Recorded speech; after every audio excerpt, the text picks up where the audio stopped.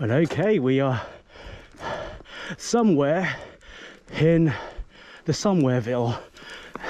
So this must mean it is episode 2 of Bear Fass on bikes. Sunny, glorious days. The topic of discussion probably would only resonate to a small proportion of my audience is growing up Asian, and I guess again how relevant it is to some of you I don't know, but as you can tell I'm quite the atypical Asian boy, in the sense that I do a lot of extreme sports. I ride motorbikes, do track days, invest in stuff such as knowledge, and generally be good at school, focusing on education, and have a calculator in my brain that's quite cerebral and autistic. So why does growing up Asian differ to most people? I think Becky's hearing me because I'm just chatting shit whilst I'm navigating some tech.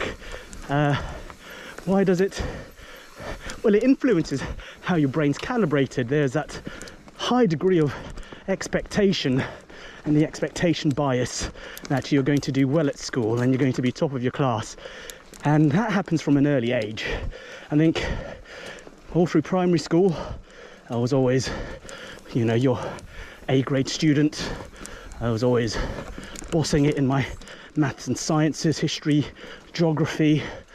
Didn't care too much about English because I'm bilingual or multilingual. You might say that I'm a polyglot, but I prefer to use the term cunning linguist. So yeah, linguistics. Music, yeah. You can't be Asian and not play music. It's just not the done thing. So classically trained at guitar. And if you look across the broad spectrum of my friends who are Asian, they've had all the ticks in the boxes. And I don't know, maybe it's causation. It's not genetics, but a product of your environment. And if your environment is full of undue pressure, or that expectation that I mentioned earlier, to succeed, then it manifests itself as you grow older. And I guess intrinsically that's how I've been wired. And unfortunately that does have its latent undoings in terms of mental health issues, because there's so much in terms of being a perfectionist, somebody that's compulsive and quite regimented and disciplined, and it has some bearing as to how you expect to behave and conduct yourself, and how you expect others to conduct themselves.